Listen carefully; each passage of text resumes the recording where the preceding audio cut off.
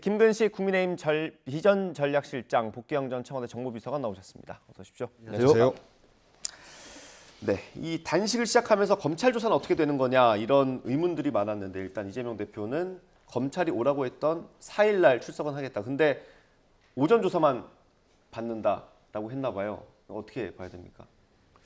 뭐 핑퐁을 이제 검찰과 네. 이재명 대표 간에 지금 계속 주고받는 것 같은데, 뭐 소환 조사는 이재명 대표도 피할 수 없는 거니까 받겠죠. 받는데 아마도 전체적인 여론상으로 소환을 계속 피한다라는 그런 그 부정적인 여론에 좀 대응하기 위해서 네. 4일 날은 일단 가겠다라고 먼저 한 것 같고요. 그러나 오전 2시간만 하겠다. 네. 이렇게 또 단서를 달아서 이게 좀 비슷한 게 뭐냐면 지난번 8월 달에 갑자기 8월 말에 민주당이 거대 야당의 힘으로 회기를 갑자기 종료시켜서 네. 비회기를 만들어 놓고 이 기간에 빨리 불러라 라고 했는데 결국은 검찰이 부르지 못했죠. 그리고 검찰이 8월 30일 날 오라고 하니까 또 그때는 못 간다고 했고 네. 이제 정기국회가 시작이 돼서 회기가 이제 중단할 수 없는 상황이 되니까 그 회기 중에 그러면 영장을 청구했을 경우에는 그 영장 청구가 날라왔을 때 체포동의안 날라왔을 때 부결을 시킬 수도 있다고 하는 여론 작업을 계속 하는 것으로 보여요. 그렇기 때문에 아마 체포동의안 청구까지 체포동의안 표결까지는 시간이 있기 때문에 소환은 응할 텐데 네. 소환을 놓고도 날짜를 두고 신경전을 벌이는데 제가 생각할 때 이재명 대표의 지금 검찰과의 소환 날짜 줄다리기 딱 한 가지 그 목표일 겁니다. 단식이 조금 더 진행에 대해서 네. 쓰러질 수 있을 때까지 소환을 늦추는 거예요. 네. 그래야 빨리 소환이 늦춰질수록 그 검찰의 소환 자체가 부정적 여론을 좀 받겠죠. 네. 그리고 소환이 늦추면 구속영장 청구가 늦춰지게 되죠. 그럼 구속영장 청구가 늦춰지면 단식을 해서 이미 몸도 안 좋고 그다음에 단식 중에도 불구하고 소환 조사 갔다 왔는데 또 구속영장을 청구했다. 그러면 민주당 내 비명계에서도 설마 가결표를 던지겠느냐 이런 저는 무언의 압박의 고도의 전략이 있다고 생각합니다. 네. 뭐 큰 그림이라고 말씀을 해주시는 것 같고 이게 소환 조사 날짜를 보통 조율하긴 하죠. 근데 시간은 잘 조율 안 하지 않습니까? 뭐 날짜와 시간을 같이 조율하지요. 그렇습니까? 예, 같이 조율을 하는데 네. 이제 이번 건은 지난번 이제 8월에서 이제 9월 초로 다시 이제 바뀐 건데 이재명 대표가 8월 요구한 날이 안 되면 그 다음에 9월 본회의를 피해서 11일에서 15일 사이 이때쯤을 요청을 했는데 이것 또한 안 받아들인 거죠. 그러면서 이제 단식을 시작하니까 방탄용 단식 아니냐 이렇게 이제 비판을 해왔죠. 네. 그래서 응한다. 다만 오전에만 조사를 하고 그 나머지는 또 이어서 다음번에 하자. 이 대표 입장에서 검찰에 2번 출석하는 게 오히려 더 큰 부담 아니겠습니까? 그럼에도 불구하고 9월 4일 날은 왜 오전에만 하냐면 오후에는 우리 국민들과 전 세계가 관심 갖고 있는 일본의 핵 오염수 투기에 대해서 반대와 우려를 갖고 있는 국제사회 제정당과 단체들 간의 국제회의가 예정돼 있습니다. 그게 민주당에서 준비한 겁니까? 민주당에서 준비를 한 겁니다. 뭐 윤석열 대통령이 준비하겠습니까? 국민의힘에서 준비하겠습니까? 그러니까 민주당에서 그 동안에 이제 태평양 연안의 제 그 정당 네. 연석회의도 하자 뭐 이런 이야기도 제안이 됐었는데 그 회의가 9월 4일 날 오후에 진행이 된단 말이죠. 그렇기 때문에 당 대표로서는 그 회의를 주재를 해야 됩니다. 그런데 검찰 조사 때문에 만약에 그 조사를 못 받는다, 아니야 저 회의를 주재하지 못한다라고 하는 것은 말이 안 되는 겁니다. 그래서 그러한 일정에 대해서는 검찰이 일정 정도의 배려를 해주는 것이 맞지 않나 싶습니다. 그리고 이제 검찰의 체포 동의안에 대해서 저는 뭐 그 예정된 수순이라고 봐요. 지난번 설날에 네. 올해 설날을 한 열흘 앞두고 이재명 대표 소환을 했지 않습니까? 결국은 설날 민심에 이재명 대표의 사법 리스크를 올리고자 네. 했던 거죠. 이번에도 아마도 추석 직전쯤에 네. 이재명 대표 체포 동의안이 제출되지 않을까 이렇게들 추측하고 있어요. 이달 중순에서 말 사이에. 그렇습니다. 왜냐하면 이제 추석을 앞두고 추석밥상에 다른 이야기, 윤석열 대통령에 대한 실정과 무능 이런 것, 그다음에 일본의 핵 오염수 이런 것보다는 이재명 대표의 체포 동의가 어떻게 될 것이냐라는 것을 전국의 이슈로 만들고 싶어하는 이러한 검찰의 정치적 노림수가 이미 예정돼 있는 것 아닌가 저희는 그렇게 보고 있고요.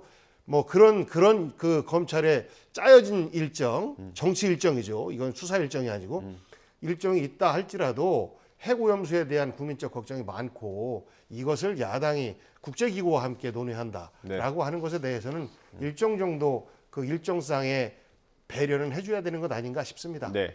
이재명 대표가 어제부터 단식을 했고요. 1주년 기자간담회 자리였는데 뭐 전날 최고위 회의에서 결정했다는 소식이 있었죠. 여당에서는 방탄용이라고 비판을 합니다. 그거에 대해서 반박을 좀 해주세요.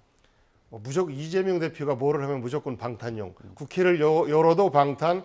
국회를 그러면 안 열 테니까 체포동의안 내십시오 혹은 구속영장 청구하십시오 해도 안 하잖아요. 그러니까 국회 안 열어도 방탄. 이렇게 공격해오는 거라 저는 국민들이 이런 공격에 대해서는 굉장히 좀 지루하게 생각할 거라고 생각합니다. 그래서 지금 이재명 대표의 단식 결정에 대해서 저도 좀 깜짝 놀랐거든요. 그러면서 이제 한 가지 아쉬운 건 뭐냐면 네. 워낙 윤석열 정부의 실정과 무능이 많아요. 네. 예를 들어서 이태원 참사라든지 오송 지하타도 참사라든지 이런 거에 대해서 사과 한마디도 안 했죠. 이것만 해도 전국을 크게 뒤흔들어 놓을 사안인데 그렇게 안 하고 있단 말입니다. 네. 그리고 윤석열 대통령의 장모가 구속됐지 않습니까? 대국민 사과 한마디도 없어요. 그리고 핵 오염수와 관련해서도 오히려 일본보다 더 앞장서서 오염수의 안전을 홍보하고 있는 이런 대통령에 대한 걱정, 거기에다가 우리 독립투사인 홍범도 장군의 흉상을 어떠한 뭐 이념적 이유를 들이대면서 이전하겠다. 이러한 것들이 굉장히 많아서 총체적으로 국정무능과 실정에 대한 사과와 더불어서 나중에 개각에 대한 약속과 그리고 최소한 핵오염수 중단은 요구해야 되는 것 아니냐 이런 요청을 하는데 이게 너무 실정거리가 많다 보니까 국민들이 왜 하는 거지? 이런 의구심을 갖고 정확히 메시지가 전달되지 않는 이런 좀 답답함이 느껴집니다. 그래서 저는 지금 이제 단식을 시작하셨으니까 최소한 지금 국민들에게 소구력이 가장 큰 물 한 번 마시세요. 예, 그 정도 하시고 요구사항 저희가 조금 전에 보여드렸는데 그 정도 3가지를 요구하고 있습니다. 수용할 수 있는 게 있습니까? 지금 뭐 복경 비서관님께서도 말씀하셨습니다만 그 여러 가지 면에서 이제 시기적으로 그리고 왜 거대 야당의 현직 당 대표가 갑자기 느닷없이 난데없이 뜬금없이 단식을 시작했는가에 대한 국민적인 궁금증이 날로 커질 수밖에 없고요. 왜냐하면 지금 정기국회가 오늘부터 시작이 됐죠. 예, 9월부터 시작이 됩니다, 되면 이제. 정기국회는 국정감사 있고요. 예산결산하면서 정기국회만큼은 그 누구보다도 야당의 시간입니다. 네. 그건 다 아는 사실 아닙니까? 그리고 지금 복 비서관님 말씀하신 것처럼 민주당 내에 생각하면 민주당에서 비판할 거리가 너무 많다고 좀 생각을 하잖아요. 예. 그러면 정기국회라는 판이 벌려져 있고 야당의 시간이고 민주당 시각에서 보면 뭐 공격할 게 많다고 그러는데 왜 갑자기 정기국회 전날 당대표가 단식을 하겠다 하면서 이 정기국회 모든 열려진 공간을 그냥 단식 공간으로 덮으려고 하는 건지 이해가 잘 안 되는 거고요. 두 번째는 이제 타이밍입니다. 타이밍. 네. 아까 말씀하신 3가지 요구 조건이 네. 근데 저 3가지 요구 조건을 뭐 지금 어제 갑자기 이야기한 게 아니잖아요. 네. 예전부터 문제 제기를 했던 야당의 요구 아닙니까? 그런데 어제 갑자기 하는 이유, 그러니까 타이밍상 왜 저걸 갑자기 했는가에 대해서는 국민들이 그러니까 별 수 없이 그러면 검찰 소환 조사가 임박해 있고 9월달 정기국회 때 회기 동안에 구속영장 청구해서 체포동의안이 올 거다. 네. 이것에 대한 염두에 두고 시기를 택했을 거라는 생각을 합리적으로 할 수밖에 없고요. 3가지 요구 조건에서 하나는 민주주의 훼손에 대한 대통령 사과 이야기합니다만 저건 전두환 군사 독재나 박정희 독재 때는 충분히 가능한 이야기입니다만 지금 와가지고 윤석열 정부가 민주주의를 훼손한 독재 정권이라고 누가 생각하겠습니까? 그리고 두 번째 후쿠시마 오염수 방대와 국제형사재법소 재판소 제소인데 그걸 하시려면 일본에 가서 단식을 하시는 게 맞죠. 일본 정부가 IAEA의 권고를 받아서 방류를 결심했고 우리 정부는 그 IAEA 안전 기준과 그 일본과의 협력을 통해서 제대로 안전 기준을 제대로 지키고 있는지를 엄정하게 따지고 감시하고 통제하겠다라는 걸 하고 있는데 이걸 반대라고 단식을 한다는 게 이게 말이 되는 이야기가 아니고요. 3번째 국정쇄신 내각 개각 같은 경우는 저건 집권 여당 내 쇄신파들이 하는 이야기입니다. 그렇지 않습니까? 이대로 안 됩니다. 민심을 좀 바꾸기 위해서 좀 국정쇄신 하십시오. 개각을 하십시오. 이건 집권 여당 내에서 하는 이야기죠. 그러니까 3가지 요구 조건 다 두리뭉실 얼렁뚱땅 그냥 붙여놓은 거고요. 본 속셈은 내가 빨리 단식을 하다가 쓰러지면 체포동의안이 날라올 텐데 체포동의안 날라올 때 감히 내가 쓰러져 있는데 비명계 너희들이 나를 감옥에 집어넣을지도 모르는데 체포동의안에 가결해? 할 수 있어? 저는 무언의 압박이라고 하는 가장 저는 그 기본적인 그 전략이라고 보고요. 네. 민주당의 공당의 대표가 자기 개인의 사법적인 방탄을 위해서 민주당이라는 공당을 자기 개인의 사법적 방탄으로 끌고 온 데는 가장 전형적인 이기주의자라고 생각합니다. 네. 이게 뭐 말씀하십시오. 뭐 예. 수없이 반복하셨던 말씀인데요. 이제 아까 제가 이제 아쉬움에 대해서 말씀드렸었는데 최소한 한 가지 이슈 정도를 분명하게 예를 들어서 홍범도 장군의 흉상 이전에 대해서 반대한다라고 시작을 하고 그것을 고리로 해서 여러 가지의 어떤 그 정치적 성과와 타협의 산물들을 마련하는 이제 이런 방식으로 진행되었으면 하는 그런 아쉬움은 남습니다만 결정적으로 지금 그 시작을 한 것이 후쿠시마 오염수는 방류가 시작되었고 네. 여기에 대해서 대통령이 한 말이 있지 않습니까? 이념이 가장 중요하다. 네. 민생보다도 어떻게 이념이 더 중요합니까? 민족보다도 어떻게 이념이 더 중요할 수 있겠습니까?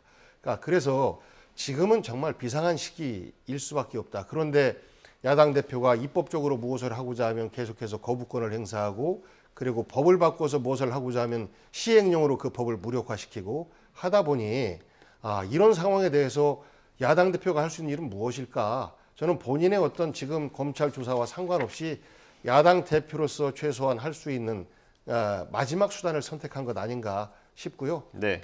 이런 부분에 대해서는 저는 국민들이 평가할 것이라고 생각합니다. 알겠습니다. 이게 어쨌든 야당의 대표가 단식을 하고 있는 상황인데 대통령실에서 좀 움직일까요? 뭐 예를 들면 정부 수석이 한번 찾아가서 만류를 한다거나 그런 액션은 있을 수 있을까요? 그건 뭐 대충 통상적으로 보면 이제 한 10일이 넘어서거나 10일이나 가야 됩니까? 그렇죠. 대부분 이제 의외로 잘 버팁니다. 그리고 뭐 어제는 뭐 밤에 또 거기 처막에 안 계셨다고 해서 또 많은 사람들도 궁금해하고 그러는데 네. 어찌됐든 이제 몸이 탈진탈수해서 정말 이제 거동조차 불편한 상황이고 의료진이 계속 체크를 해야 되는 상황이면 뭐 그럴 수 있는 가능성이 열리겠다고 봅니다만 저는 아까 우리 앵커께서 쭉 그동안 야당 대표 또는 여야당 대표의 단식 사를 쭉 정리했습니다만 네네네. 이런 단식, 특히 이번과 같은 단식은 국민들 여론이 싸늘합니다. 그리고 민주당 내에서도 고개를 갸우뚱하는 사람들이 굉장히 많다고 제가 듣고 있고요. 그래서 아마 저는 우리 한국 정치사의 이번에 이재명 대표의 단식은 제1야당 대표의 단식 중에서 가장 조롱받는 단식이 될 거라고 생각합니다. 그래서 그 조롱 속에 단식이 언제까지 지속될지 모르겠습니다만 조롱받고 있는 야당 대표의 단식에 대해서 정무수석이 가기도 좀 그래요. 그렇지 않습니까?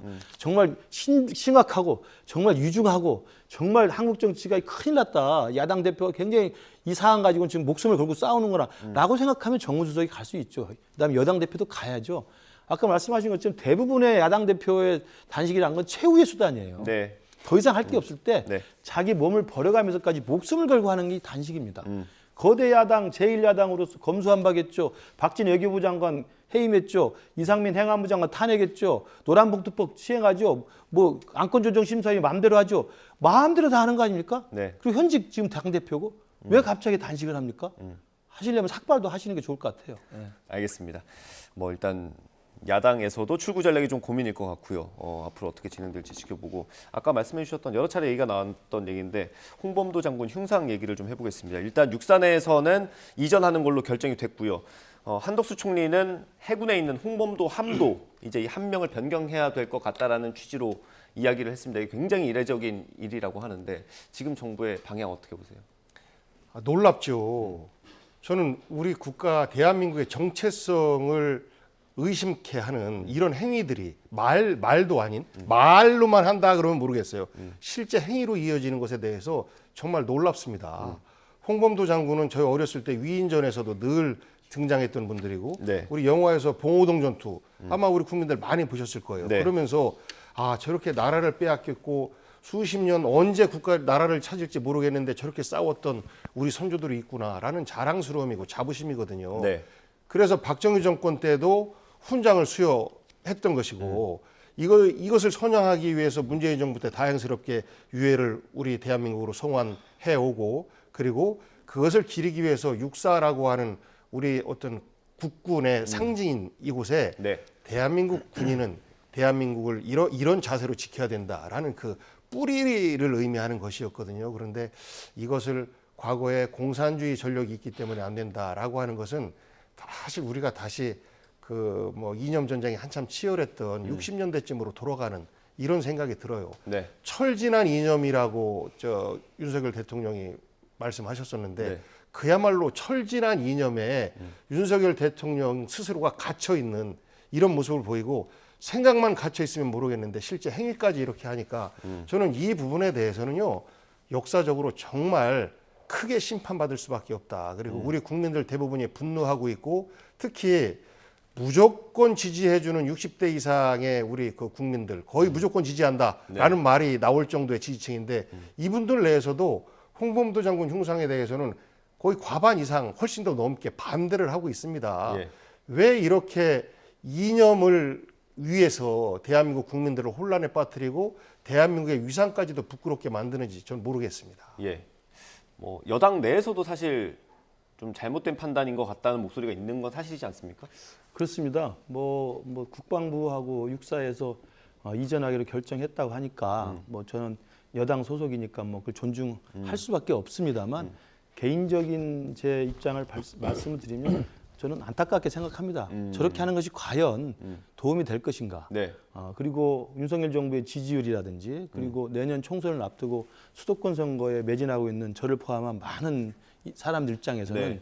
과연 중도층을 우리가 그 견인해서 그분들의 지지를 얻는 게 굉장히 중요한데 이게 과연 도움이 될까라는 좀 안타까운 생각이 들고요. 네.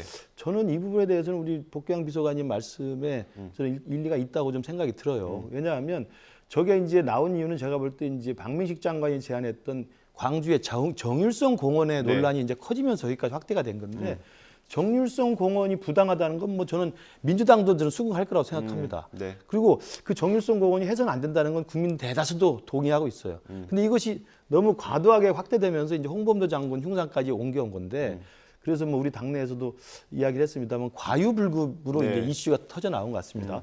두 가지만 말씀드리겠습니다. 하나는 일제시대 때 독립운동한 사람들에 대한 평가라는 게 해방 이전과 해방 이후를 나누는 건 분명히 의미가 있습니다. 왜냐하면 해방 이전에는 모두가 항일운동이 우리의 모든 사람의 공통된 목표였으니까 같이 하는 것이고요. 네. 그럼 해방 이후에는 분단이 되면서 북한 공사집단이 있고 자유민주주의가 있지 않습니까?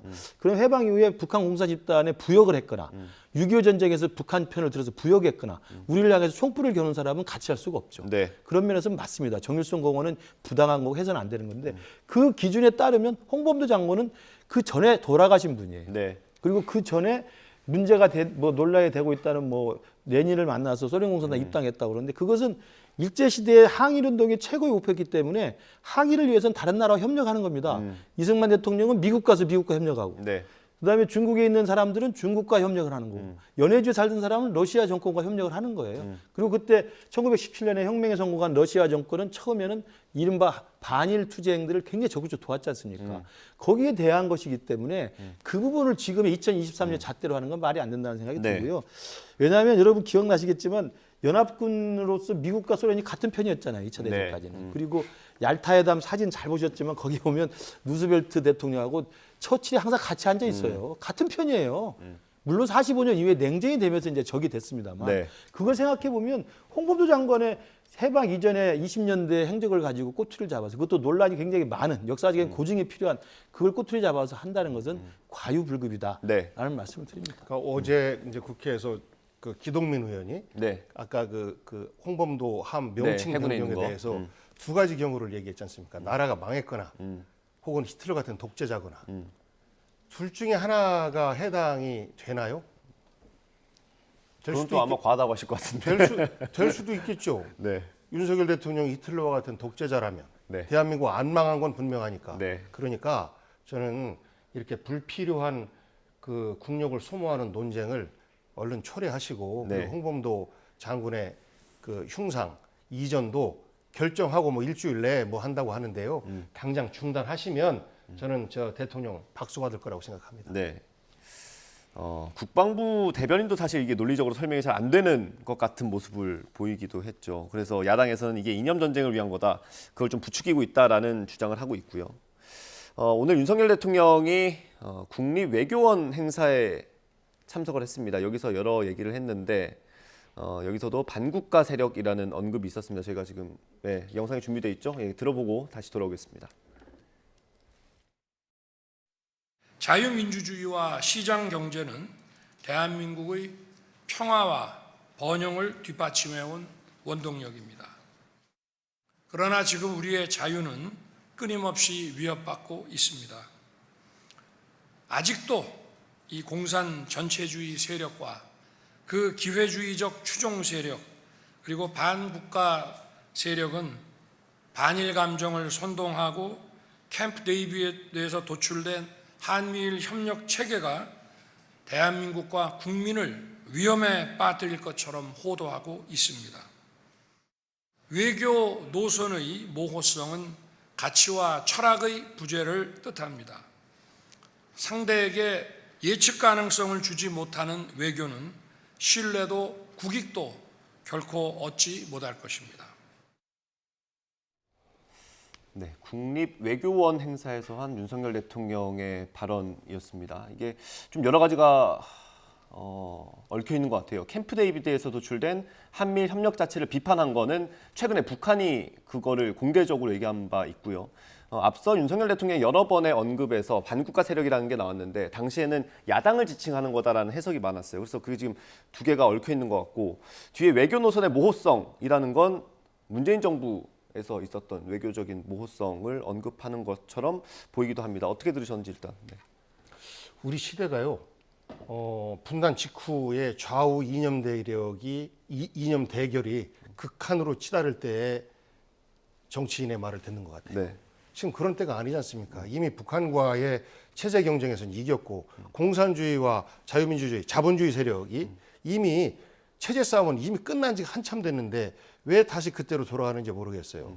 한미일 그 협력 체계를 구축하는 데 있어서 대한민국의 역할을 좀 더 하고 싶다라는 욕심이 있는지 모르겠습니다만 그 더 하고 싶어도 결국은 대한민국의 국익을 중심에 두고 해야 되는데 대한민국의 이런 행위들이 일본보다 미국보다 우리가 더 가져올 게 없다라고 한다면 대통령으로서는 그 삼국 내에서의 또 외교를 해야 되는 겁니다. 그리고 이 한미일 협력 체제가 강화되는 것에 대해서 북한과 러시아, 중국은 불편한 눈으로 바라볼 수밖에 없어요.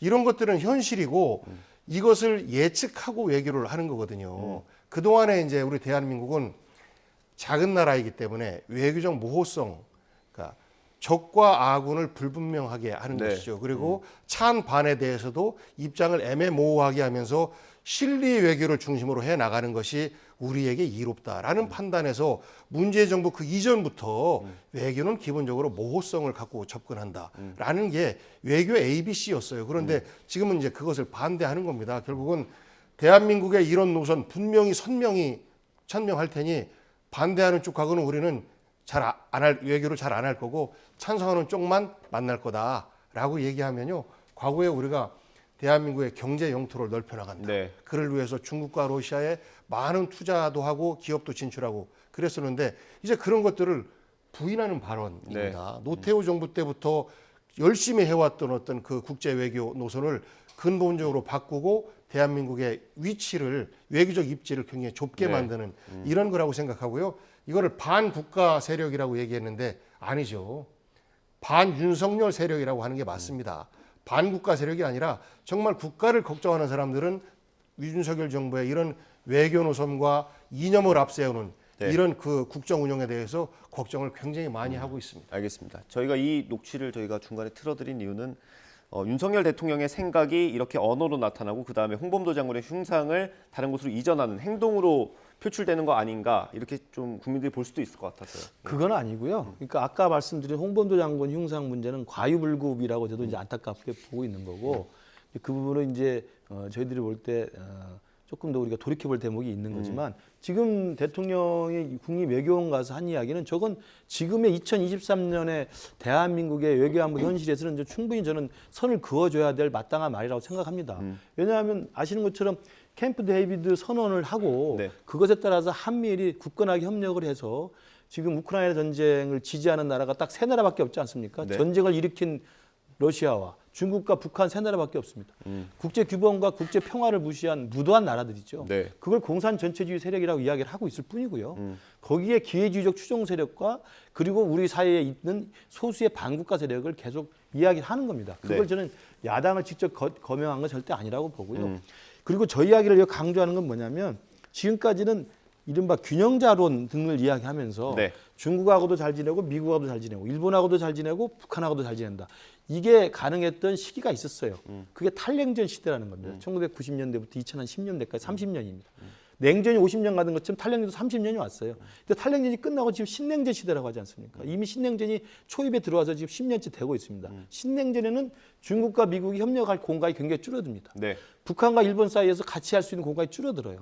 그러면 신냉전의 공간에서 우리 한반도의 우리 외교안 변수에서 우리는 어디를 선택할 것인가에 대한 국가적인 고민을 시작한 차원에서 네. 한미일 캠프 데이비드 선언을 한 것이고 친중 친북보다는 일본과 미국과 협력하겠다는 것이 우리 정부의 지금 국가 이익 차원에서 미래에 맞다라는 걸 정리를 해준 것이지 네.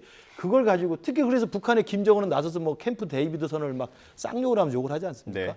그런저런 윤석열 정부의 지금 외교안보 노선에 대한 2023년 신냉전의 동북아 질서 속에서 우리 대한민국 고민들을 설명한 것이라고 네. 오해 없이 받아주시길 바랍니다. 알겠습니다. 이 주제는 여기서 마무리하고요. 마지막 주제 살짝 다뤄보겠습니다. 원전 오염수 얘기인데요. 윤석열 대통령이 어제 노량진 수산시장을 방문해서 어민들을 만나고 또 얘기도 많이 듣고 식사도 했고 그랬습니다. 여당에서 이런 움직임도 계속해서 이어지고 있고요.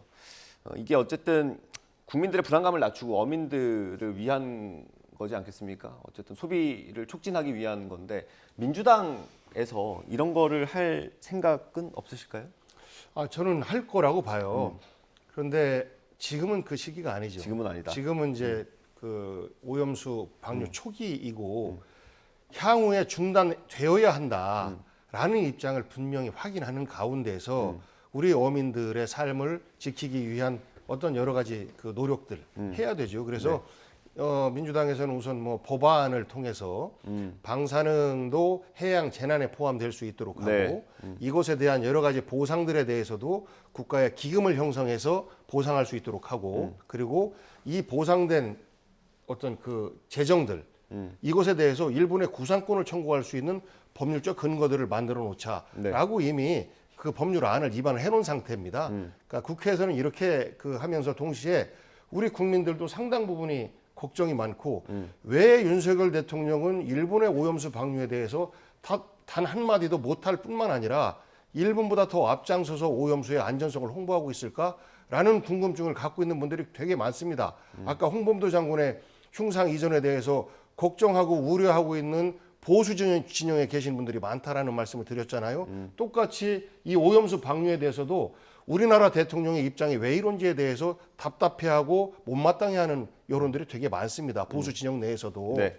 그래서 지금은 오염수 방류에 대한 반대 입장과 그 오염수는 분명히 인류에 대한 도전이다, 잘못된 것이다 라는 것을 규정을 분명히 하고 그리고 동시에 향후에 우리 어민들과 또 관련된 뭐 횟집이라든지 수산업계라든지 이분들에 대한 대책을 먹방뿐만 아니라 근본적으로 캠페인 플러스 입법적 보완을 통해서 만들어 나가고 있다라는 말씀드립니다. 예, 실장님도 횟집 자주 가십니까? 좋아하죠. 그렇습니까? 저는 일부러 횟집을 많이 찾습니다. 그러니까 저는 민주당이 뭐 오염수가 뭐 불안하다, 뭐 잘 지켜보자, 뭐 이런 정도의 건설적이고 전향적이고 생산적인 문제 제기였다면 야당으로서 역할에 충실한 거라고 봐요. 근데 그게 아니라 처음부터 몇 달 전부터 이재명 대표 대중연설 그다음에 규탄대 전국을 돌아다니면서 우물에 독을 풀었다, 방사능 테러다, 태평양 전쟁이 다시 시작됐다, 일본의 군합발이 들어온다 이런 식의 과장된 정치 공세로 이걸 일관했던 거예요. 네. 그러다 보니까 불안감이 더 커지는 거죠. 안전이라는 것은 제가 항상 말씀드립니다만 코로나 전염병이 터졌을 때 코로나를 대비하기 위해서 백신을 개발한 게 인류 최초의 백신 접종 방식이었지 않습니까? 네. 뭐 mRNA인가 방식으로. 예.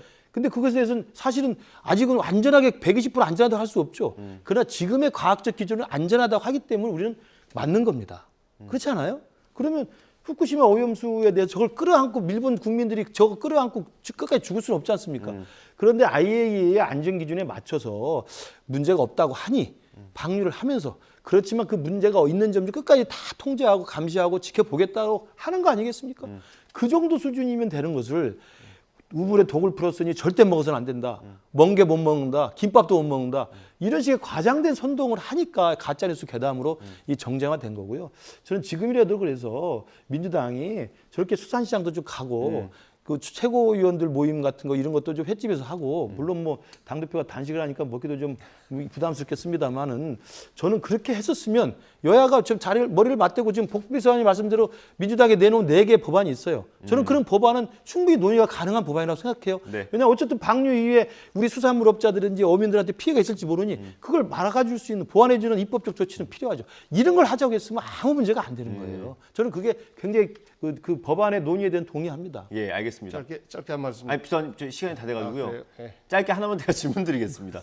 그 오염수에서 처리수로 이름 바꾸는 건 어떻게 생각하시는지 30초씩만 듣고 마무리할게요. 저는 뭐 IMF 사태 예를 들었던 난노스 총리가 그런 것처럼 이 국민이 다 통역하고 있는 걸 일부러 바꾸는 건 구차예요. 그냥 오염수로 쓰고 당당하게 그 오염수에 대한 이야기를 가짜 뉴스나 근거 없는 걸로 선전선동하면 우리가 당당하게 대항하면 되는 것이지 이걸 처리수로 바꾼다고 뭐 그렇게 되는 건 아니라고 생각합니다. 네. 다행입니다. 그런 생각 갖고 계셔서.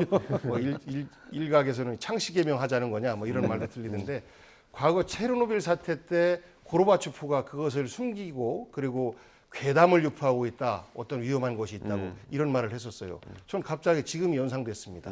일본의 오염수 위험합니다. 100% 검증되지 않았습니다. 어떤 핵종이 있는지 아직까지 과학적으로 입증이 안 됐습니다. 그래서 이것을 괴담이 아닌 국민의 걱정과 인류의 걱정으로 받아줬으면 합니다. 네, 알겠습니다. 30초씩 딱 맞춰주셨습니다. 감사합니다.